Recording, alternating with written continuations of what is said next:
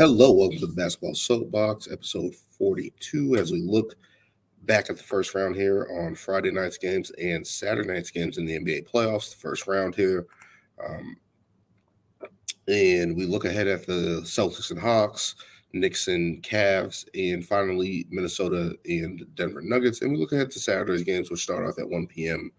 on Saturday. But first, don't forget to like, comment, and subscribe, and share if you like what you're seeing and listening to on Spotify, YouTube, and various other platforms. But let's get into it. We have the Hawks defeat the Celtics there, 130 to 122, in a redemption game for Trae Young and the Atlanta Hawks, who had both pitiful game 1 and 2 performances, really turning it around here and keeping everything simple, attacking, consistently getting in the paint there. That was the difference for the Hawks there. Having 7 players in double figures, Trae Young with 32, Javonte Murray with 25, Saddiq Bey with 15, Bogdanovich with 15, Hunter with 11, and Johnson and Capella with 10 each, a pair there. And just to get that balance and stability, of course, role players play better at home, right? There's a little bit more comfortable there, being a little bit more comfortable at home versus the road. You're able to settle in, and the Hawks were able to do that all night and keep the Celtics off balance. It was competitive early, and the Hawks started to pull away there, and it just seemed like the Celtics defense just really couldn't stop the Hawks. The Hawks did a good job of attacking, switching into certain situations, especially with Trae Young switching with Al Horford and Javonte Murray switching on Derek White and others, and really just keeping a different consistency to their offense, and that's the thing that they leaned on when it seems like that kind of just floated in and out in the first 2 games. They showed why they were a top 3 offensive team in the league. This game here, scoring 130 points, having 7 players in double figures shows that, to get that stability and balance throughout your team and roster scoring-wise. That was good. Another thing that helped the Hawks was points in the paint, 54 to 40, as I explained there, with Trae Young and Javonte Murray specifically attacking the paint there. Saddiq Bey as well, and other guys just being able to finish at the rim and just attack the Celtics, spread them out, and be able to take advantage of those matchups. And especially the rebounding. This was the one thing that I said Atlanta had a chance to impact this series. I don't think they're going to win the series, but if they had any chance, it would be on the glass. And to get 48 rebounds to 29, that is significant ending possessions there, especially on the defensive end. But I believe they had 5 more offensive rebounds there on the offensive end. So you're getting that type of productivity and second chance points, second chance opportunities, stopping the Celtics from getting second chance opportunities. That was going to be an advantage. Limit the possessions of the Boston Celtics to better your chances there in this series. And they were able to take game 3 here tonight, and that was a big game from Trae Young, able to turn it around and really have a good playoff game that he's usually not having, especially efficiency-wise there. But to get that type of win for Atlanta, you got to feel good. Moving on to the Boston side of things, Boston really played well on the offensive end there. I think they had 15 threes in the first half, and if you look there, they had 6 in the second half. So you're sitting there going, why did they lose this game? But it's weird because Jason Tatum had 29 and 10, Jaylen Brown had 15, Marcus Smart had 24 and 8, 5 for 11 from 3, Malcolm Brogdon with 17 and 5, and even Grant Williams had a showing, having 14 points, who has been out of the rotation towards the end of the season. Was able to chip in here with 14, and you're just wondering, how did the Celtics lose this game, right? I believe they gave up 70 points in the first half there. That's tough to overcome. You can't really do that. I don't care who you are. Even if you're one of the best defensive teams in the league, you can't do that. That's not going to help you. And even at times where I felt like the Celtics could have climbed back in and got it done, I believe they got it close to 2 in the fourth quarter and just couldn't get any closer there. The Hawks were able to continuously attack Al Horford late with Trae Young and Javonte Murray just attacking, scoring late. But it was just weird because the Boston Celtics led in assists 31 to 24. You lead that category, you're creating more opportunities, you think everything's going to go fine. Leading in steals 11 to 5, so you're creating more turnovers for your team. And then they had more threes, 21 to 15. In the free throw battle, I think the Hawks only made 2 more free throws, but they were roughly around the same attempts there. So you're just like, how did the Celtics not pull this off? And how they didn't pull it off was, one, they didn't get on the glass. That was one of the things. If you're not going to rebound in this league, I don't care who you are, it's going to be tough to win. And the Celtics proved that. Despite leading in all those categories on the offensive end, you're not rebounding, you're not defending at a high level, teams will beat you. And that was that case tonight for the Boston Celtics. They got to figure it out. Well, not even figure it out. They just got to play with energy and a little bit more focus there on the defensive end, especially because if their offense is there. We've seen that all season. We know the Celtics offense there, especially with Brown and Tatum. When those guys get going, you know they're going to be a good offensive team. It's their defense that they need to rely on. Mark Smart, Derek White, Al Horford, helping those switches on Al Horford a little bit more, things of that nature, and get game 4, because you don't want to get trapped in Atlanta and end up going home with a 2-2 record going back home when you know you could have took business in Atlanta. You know you could have took business in Atlanta. And that leads me to my final point on this. Regardless, Celtics, no Magic City or King of Diamonds in Atlanta. Go straight to the hotel. Do not waste no time. You do not want to go back home 2-2 tied in the series against Atlanta. You want to finish this up and get it out the way. Seriously, no King of Diamonds, no Magic City or whatever clubs are down there in Atlanta. Don't do it. Just don't do it. Please don't do it. Do not do it. Finish up and you win the game. You win game 4. Then maybe you can go to Magic City, King of Diamonds before you come back to Boston. Just saying, take care of business, get this out the way. Don't make this series longer than it needs to be. Moving on to our second game of the night, we have the New York Knicks. Oh my goodness, why did I do that? Let me just edit that right now. 1 second there.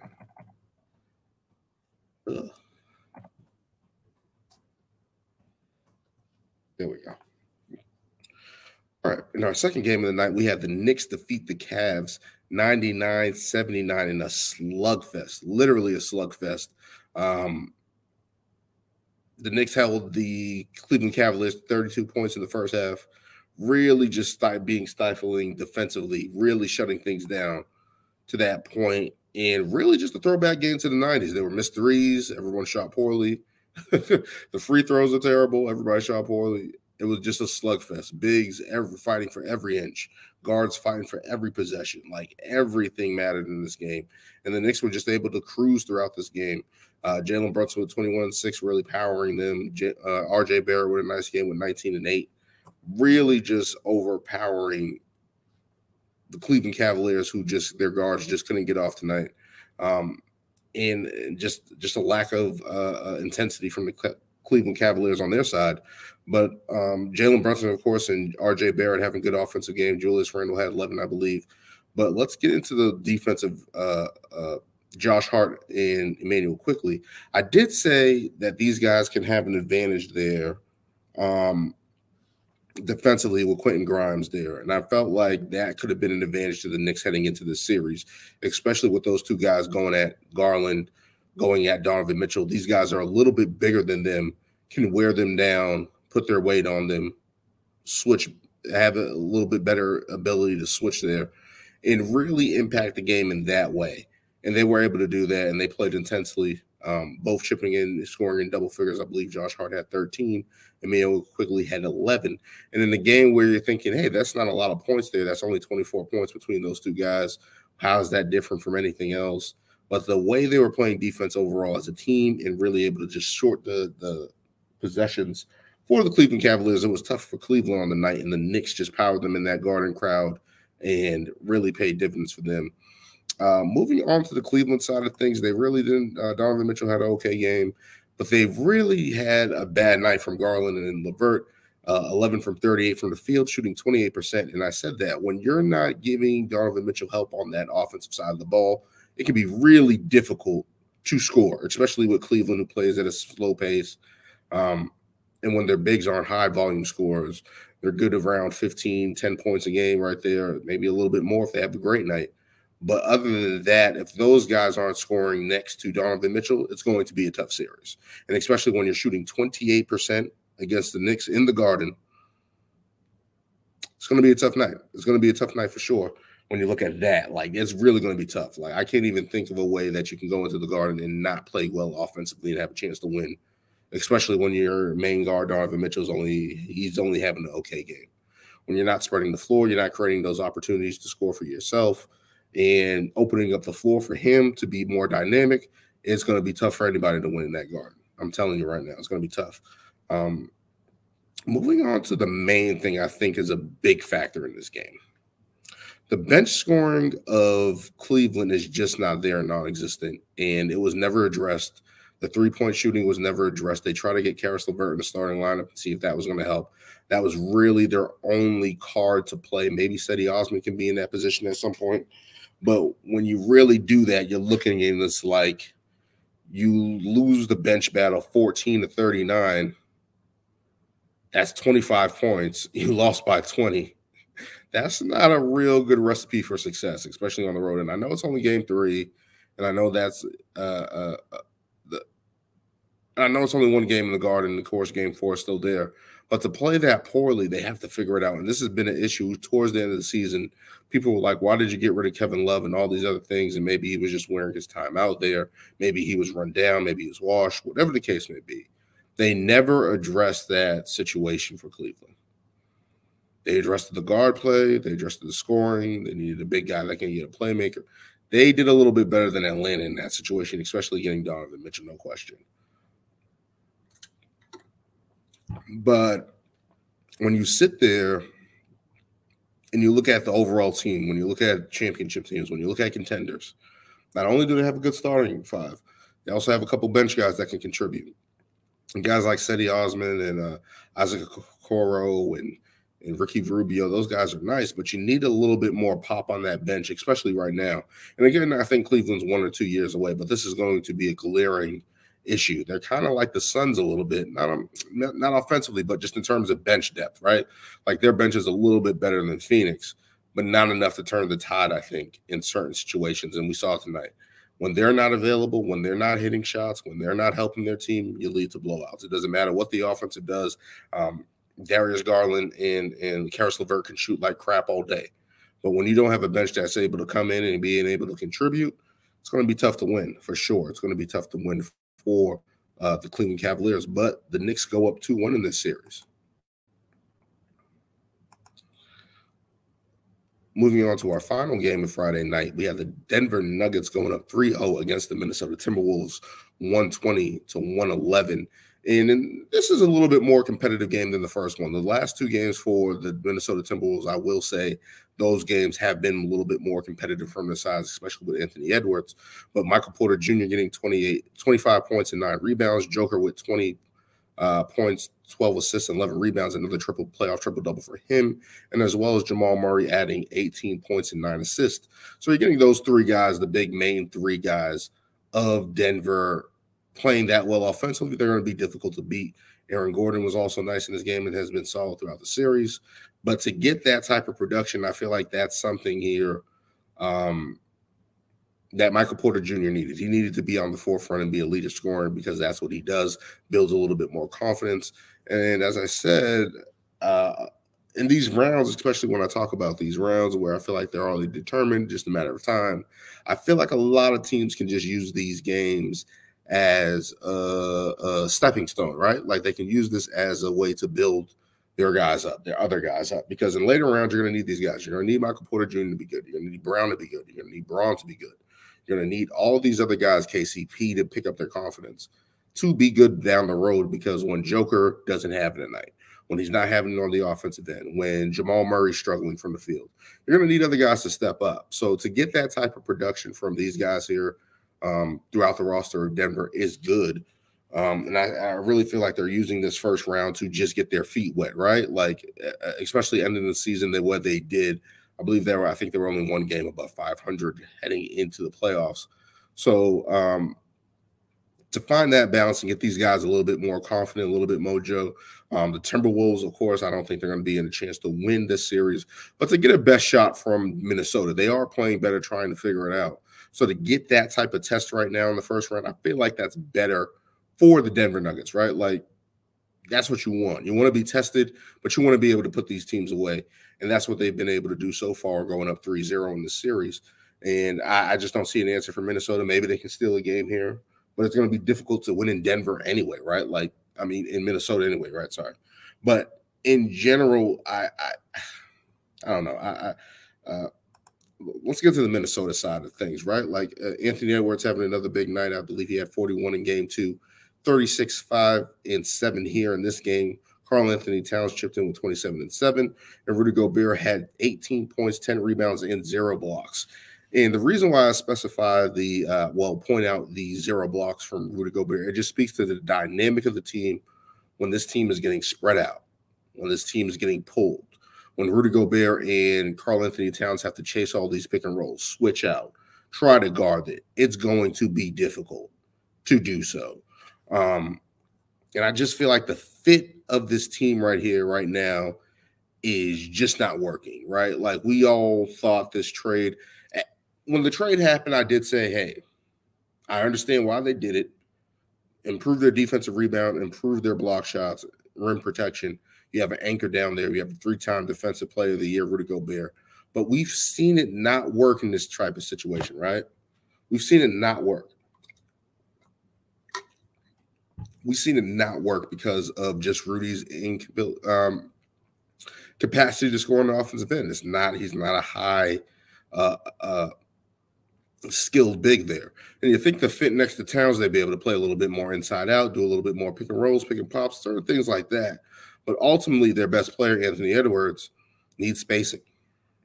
That's kind of hard to do when Rudy Gobert can't create space. Teams can play zone. They can basically leave him uncovered if he tries to spread the floor or just staying out on the perimeter. But when he's inside, he's clogging the lane, and that's going to be difficult to try to maneuver that and try to navigate that night in, night out, especially in this guard league, especially in this wing league where guys are crafty with the ball, can switch out, score over you, take it to the basket, certain things like that. To continuously put Rudy Gobert and Karl Anthony Towns in those situations and not getting that defensive effort from Karl Anthony Towns on that end to do that and switch and hold up, they can put as many philosophies as they want in there. It's just not going to work, and I feel like that's the thing that's really holding the Minnesota Timberwolves back, is that point where they have these two bigs that they theoretically desperately need in terms of a scoring big like a Karl Anthony Towns who can spread the floor. Awesome. In terms of Rudy Gobert who can play defense and finish at the rim. Okay. Theoretically, that works. But to them together right now, and especially on the defensive end, it's just not working, right? Despite all the great performances for Anthony Edwards, which we thought we were going to get, we're getting those type of performances where he's trying to lead this team, especially winning. And they just haven't been able to do it. And I feel like this is going to be a problem until they figure it out. And whether that's in the offseason or trading Karl Anthony Towns, they can explore that. I don't think they're going to get anything from Rudy Gobert, so they're pretty much stuck. But when you really look at it, it's just like, I just don't see this working for Minnesota long-term in terms of this series and in terms of their roster rise. As for the Nuggets are going to continue to use this as a building block as they await one of the series there in Phoenix, in LA, the LA Clippers. So in case of Denver, you want to finish this right away. You want to get this done 4-0, move on to the next round, and just to wait. And hopefully the Clippers can extend this series at one point and see what it's doing, right? Like, that's the main thing. That's the main thing there for the Denver Nuggets. But Minnesota, I don't know what's going to happen. And don't forget to like, comment, and subscribe, as always. Let's move on to Saturday's games. First on the docket, we got the Sixers versus the Nets in Brooklyn. Game 4, of course, 1 p.m. on ABC, I believe. Looking into this series, it has been highly competitive. Brooklyn has tried to give it a fight. They've been trying to do everything. They're scratching and crawling to try to just make it a series, right? And they lost by 5 the other night. They were close. They had their opportunities. Just couldn't get it done against this Philly team who's just more talented and just has that powerhouse of Joel Embiid. But now you got James Harden getting in the mix. You got James Maxey getting in the mix, even Tobias Harris to a certain degree. And it's going to be a tough climb. Now, can Brooklyn extend the series? Now with Joel Embiid with a right knee sprain, I believe he's going to miss game 4. Yes, yes, Brooklyn could extend it theoretically. But I feel like this is a big opportunity even for the Philadelphia 76ers. You know, Doc Rivers has been preaching the message, hey, we got to be better. We got to do this, kind of put their foot on the necks. Without Joel Embiid, it's going to be interesting to see how they play. Paul Reed is going to get a little bit more extensive time there, which I like for them. But when you look at it, it's like, hey, can James Harden really put a stamp down and be like, yo, we're going to the second round. We want to make sure we get some rest there. Whatever's happening with Boston and Atlanta, we want to make sure we're ready for that. Can James Harden lead that? He should do that. He should be able to beat Brooklyn Nets. Just going to say that with Tyrese Maxey, he should be able to beat the Brooklyn Nets. Like, he should be able to figure out and navigate that until the big fella comes back for them.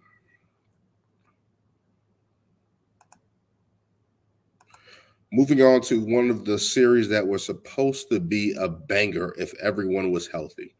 And that seems to be the consistency of the Los Angeles Clippers, right? Like, we didn't get Paul George, and we probably weren't going to get him in this series. Like, we knew that, right, heading in. So it's like, okay. And then we had the first game where the Clippers upset the Phoenix Suns, get a win, have them look discombobulated. I was like, all right, at least they got the split there. They had another chance there in game 3 and couldn't do it, and it was close. So you're just like, if these two guys, Paul George and Kawhi, were ever healthy, this would be able to make it a good series, right? Like, this would be probably one of the best series outside of Kings, Warriors, whatever. But ultimately, you think if those two guys are healthy, the Clippers have a real shot at not just beating the Suns, at winning a title. And unfortunately, we're probably never going to get the Battle of LA like we always wanted. In terms of Kawhi versus LeBron, Clippers versus the Lakers, it's looking more grim with this knee sprain or situation going on with Kawhi Leonard. So to get that type of air pulled out the bag, right? Like, this series has basically been like a bag of Doritos, right? Like, you like Doritos, you like the bag of Doritos, but then when you open it up and 75% air, it kind of sucks. And that's not to say that Phoenix isn't doing their thing. We got a good Chris Paul game the other night. Kevin Durant's having a great series, really finding his footing and getting his feet wet. But Devin Booker has been able to take advantage of all the attention that Kevin Durant is getting. He's able to attack his matchups and been able to score throughout this series. But yeah, without Kawhi Leonard now, we already know Paul George is gone. So we're just left literally with this, right? Like Russell Westbrook and the Clipperteers or something, whatever you want to call them. But Norman Powell had a big game, which was awesome. We saw Norman Powell able to go out there and really score up there, had 42 points, I believe. Eric Gordon, we're expecting a little bit more, but that's the only shot. Kind of similar how to the Clippers were in 2019 with Lou Williams and Dino Gallinari and that crew there that took 2 away from the Warriors in 2019. If we're able to get that type of performance, and Russell Westbrook has to play a little bit better, be a little bit more efficient, had a tough game one, of course, we all know that. But the ability for him to keep it going is going to be interesting, right? Like, that's the only way that they could have a shot to extend the series, try to get Kawhi a little bit more interested. If they tie at 2-2 and Kawhi can come back for game 5, that's awesome. If Paul George can come back, they already ruled him out, but they're going to be trying to work there, trying to get him back. So it's going to be interesting to see how that works out. But for the Suns, people were complaining about the high minutes usage of Kevin Durant, Chris Paul. These guys are older. And I understand that where the concern is of these guys that have injury history. Chris Paul can go at any time with hamstrings, ankle sprains, something can tear with Chris Paul. We all know that his history has not been great health-wise in the playoffs in terms of not being injured. And we look at Kevin Durant, who has played the least amount of basketball as the years went on just because of these little injuries, these nagging little injuries there. So to see him play those high minutes, people are complaining about it. I'm like, if you can get this series done in 5, right? You play those guys those minutes. And I don't think it's as much as a concern as people are trying to make. They really don't have an option on the bench there consistently to be like, hey, we can go to you and you can go get us some buckets. It's going to be tough to do that. It's going to be real tough to do that. But yeah, I don't have any concerns about them roster-wise, right, or playing high minutes. Roster-wise, they just need a little bit of help on that bench, and maybe that will get addressed. Maybe they don't need to. But if they can get these series finished up fast, I like the Suns playing their players. But yeah, I got the Suns winning that one there. And I need Kawhi Leonard and Paul George actually healthy and able to contribute. Moving on to an upside down series where we don't know where anything is happening. The Miami Heat won a tough game one there against the Bucks, and now we have the Bucks coming back there in that series with a big time showing from multiple guys, getting all that production there from Drew Holiday, from Bobby Portis, from a Drew Holiday, getting consistent balance throughout this team. Chris Middleton, of course, up there. Bobby Portis with 17 points a game. Chris Middleton averaging nearly 25. So to come out in that game, too, and really respond that way, especially after everything that happened, I'm pretty sure Giannis is going to be okay. But, yeah, I can see Milwaukee taking this, right? Like, Milwaukee's not going to have an issue with Miami. Miami's tried their best. Jimmy Butler's averaging 30 in that series. So you're trying to, like, understand where Miami's coming from, but with no Tyler Hero, who just broke his hand, who's probably going to miss the rest of the playoffs, of course. Yeah, it's going to be difficult. It's going to be difficult for the Heat to really convince me that they can have a chance here. Maybe it's Miami. Maybe things happen. Maybe we get another Jimmy Butler game that gets them up 2-1 and puts pressure on Giannis and the other guys to get healthy and see if they can really change the outcome of this matchup, right? This first round matchup here. Giannis out. We do not know the status for game 3 here, but I believe he's going to play at some point. Like, I don't think if it was that bad, he would have already been ruled out. That's the first thing. So that's my first thought looking into that Giannis Antetokounmpo injury. We already know Tyler Hero is going to be out because of the broken hand, making a hustle play, just trying to save the ball, and ended up breaking his hand. So that sucks. But yeah, I feel like this should be a short series. I feel like Milwaukee, in terms of what they can do defensively and offensively, the versatility that they have there, I just don't know if there's enough versatility there for the Miami Heat to put together another run here. I don't see it as yet. Now we move to the Grizzlies and Lakers. Dylan Brooks has went full heel mode, calling LeBron old and washed and saying that he hasn't scored 40 on him, so he doesn't respect him. All this other stuff, right? To the point where the people have hated the Grizzlies so much that Skip Bayless wants LeBron James to destroy Dylan Brooks. Oh, man. So things have gotten so bad that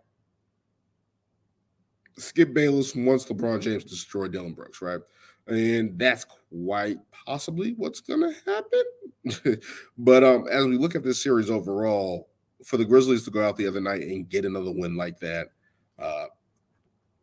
tough as nails playoff game against the Lakers, to do that, get that much scoring, get that much versatility, as I always talk about with these teams here, to get that and win that game like that without Adams, without Ja, without Brandon Clark, to get that type of productivity across the board, especially from Tillman with 22 and 13 rebounds, really outplaying Anthony Davis, which was the difference in that game majority of the time. To get that type of performance from a guy like that, to look at this team that just refuses to go down, right? Like, they always talk crap, they always talk brash, and no one has turned on the Grizzlies more than the public eye of approval, right? Like, they were the young, fun team that everybody loved. And then all of a sudden this year, it's like, oh, you guys didn't win anything. You guys didn't do anything. And I'm like, they're young. They're going to take their growing pains. They're not going to beat everybody right away. But everybody's like, oh, yeah, They're still kids though, and they haven't done anything. And I'm like, isn't that what you guys want out of athletes? Isn't that what you want out of your teams and players? You want them to have confidence, even if it's irrational confidence. Having that type of confidence is better than no confidence. So I'm always going to rock with the Grizzlies for that. I love what they do. I love the young team. Ja Morant's an exciting player. There's determination that he is sore, but they're trying to see if he can come back. It's going to be interesting what he's going to be able to do, and if he's able to change the trajectory of this, right? Because everyone's sitting there saying, "Hey, the Grizzlies are dead. They're missing 3 starters. They're not going to be able to hang." But it's like there's a puncher's chance. There's a reason why he rolled the ball out on the floor, even if it's against the Los Angeles Lakers, who are getting tremendous play from Anthony Davis and LeBron James. And when you look at these other teams here, in terms of, in terms of their roster, getting production from Reeves, getting production from Rui Hachimura. I believe he's averaging 25 points in this game. Let me see here. Let me just make sure that I'm reading this right. I believe he's the leading scorer for this series.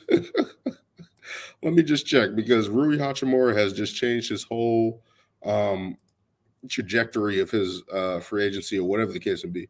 Yes, he's averaging 24.5 points per game, shooting 70% from 3, 5.5 rebounds. So you're getting crazy production from Rui Hachimura and Austin Reeves, who's averaging 17.5 points a game and 4 assists. So you're getting all that production from the Lakers wise. And when LeBron was in that game the other night, it seemed like he had the ball in his hand a little bit too much, unlike game 1, right? Like where he was letting Reeves run the show. He was letting Rui Hachimura get his shots and letting those young guys really win that game. And I feel like we need a little bit of that from LeBron to kind of, because Austin Reeves and Rui Hachimura work good together. They have those matchups. They're able to attack and be able to be efficient. So you're like, why would LeBron take over the ball at this point in time? It's how he's played his whole life, of course, we know that. But in terms of playing off ball and being a bigger threat, even if it's a decoy, to have those guys get confidence and build confidence for the next rounds, as I spoke with the Denver Nuggets versus Minnesota, use these rounds to build up confidence in those guys and get them running. Even though you are LeBron James, I understand it, but let those guys cook so they can do what they need to do. That's the main thing there. But yeah, Dylan Brooks sitting there going at LeBron James, having Skip Bayless actually cheering LeBron James is going to be hilarious. To get that type of reaction and that type of heat, as I should say, heat from the fans and stuff like that, for him to get that type of ovation, to get that type of hatred, to get that much buzz out the media, Dylan Brooks is doing his job. And I believe they said that there was draft picks and OG Anunoby. Grizzlies just need to add a player. I don't know if they tried to do that, and there could have been a different person there, right? Like, yeah, I just don't. Dylan Brooks just not causing this much ruckus in the media. It's just like, yes, I understand they're talking, but he has to prove it, right? Like, he has to continue to play tough defense and do a little bit better than on LeBron than we see him do. And looking at this Grizzlies matchup, and it's like, if you can just get Ja back, you can get anybody back here and really be able to put it on the Lakers, you put them in a pickle now, because you're now extending the series. And I said that was one of the things that Memphis had to do, was extend the series, extend these conversations, make it gritty, make it work, aggravate people. Maybe not to the point where Domantas Sabonis grabbing Draymond Green's leg, but that's your best chance. Make it dirty. Fight from within, attack, and that's how they have to beat the Lakers. Just try to make it a track meet. And that was funny because the Lakers actually played better when they were faster. They're actually one of the faster teams in the league. I believe they're 6th in the league in pace so far this year. But Yeah, it's going to be interesting as that's a late night game, primetime game. I feel like LeBron can at least let Reeves and Rui Hachimura get their going, let Anthony Davis get going, rather than having the high offensive usage that he had in the game two. But we'll see that. We'll see that. Yeah, I just feel like that's something that would be interesting.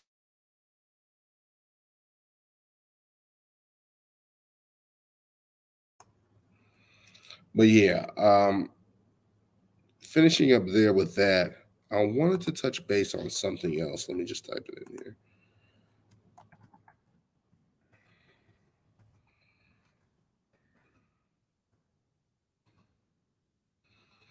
I want to talk about the Draymond Green suspension that everyone is losing their minds over. Now, everyone's sitting there saying Sabonis grabbed his leg. Yes, he did. And I thought the normal reaction would have been to just fall over, fall down. But he gets his leg loose and he stomps DeMontis Sabonis. You can say whatever you want. You can say, yeah, he was grabbing his leg, et cetera, et cetera. But when you stomp a guy, that's not normal activity. That's not normal behavior. Of course, not grabbing a guy's leg is normal activity. We've seen it when guys are trying to protect themselves in certain situations or just stop a guy from getting up. We've seen it. But then I think the thing that the league looked at and saw from Draymond Green, his interaction with the fans, and yes, the fans were being hecklers, yelling all types of profanity, sticking up middle fingers, et cetera, et cetera. But he should be suspended. I'm sorry to break it to you. He should be suspended. That's just the way it should go. He should be suspended. It was an excessive act. That's one. And then two, going crazy with the fans. Yeah, you got to sit down, buddy. And everybody's trying to blame everybody else besides Draymond Green. Like, no, this is him. This is what's happening. There's a reason why it's happening. People are saying it's history, whatever. The point is you can't stomp nobody then out like that. You can't. You just can't. That's just not allowed. And I feel like people are trying to make it more than what it is and try now to make it look like it's a bonus as the bad guy, whatever the case may be. He had some part to play in that, of course, as well. But no. I think he should be suspended. That's fine. And everybody's worried about the Golden State Warriors. The Golden State Warriors had every chance to improve this team. They had every chance to trade him. They had every chance to do everything. And they did not. They did not. And when the longer you have Draymond Green on these type of situations, these type of teams, yes, he is immaculate. He is a basketball genius. He's able to play defense as an undersized guy. He's able to pass the ball. He's able to rebound. He's able to score at some certain times. Not always, but at certain times. But these are the risks that you run into keeping a guy like this. And this might be his last year, right? Like people are whispering that and saying that. But this is crazy to me. Mm-hmm. Because he's so vital to that infrastructure that they're willing to give him a little bit more rope than anybody else. And I understand it from that standpoint, team dynamics, et cetera, et cetera. But when you are this rambunctious, this controversial, the Mavericks can cut. I mean, the Warriors can cut base with you because it's just too much. They can do that. That happens. But yeah, it's just tough, man. It's just tough. But he should be suspended. He should have got suspended for game 3, and he was. And the Warriors won that game. So it wasn't even like they needed him to do that. Maybe it opened up their offense a little bit more. But moving on from that, people were saying that Joel Embiid should have been kicked out. In that situation, yes. I thought he should have been kicked out as well. Just the kick alone. He could have let Nick Claxton walked over him, but in this league where you got to put your pride on the line there, you can't do that. I got to do something. And that was the result of that. I thought he should have got suspended. James Harden was a little bit more tough to tell. Nobody was able really to give me a clear-cut answer, but yeah. Yeah, but of course, that will do it for this episode of the Basketball Soapbox, episode 42. If you like what you heard, like, comment, subscribe, and share. As always, we'll keep this thing going, and of course, with more playoff talk. Ring Takes is coming back. Of course, we've been on a little hiatus because WWE has been a little slow, but we're trying to do a GOAT bracket. We're going to narrow all those names down and really get into the nitty gritty of that, and maybe we can extend it a little bit before Backlash and the draft that's going to happen. But that will do it for this episode, and thank you for joining me, and until next time.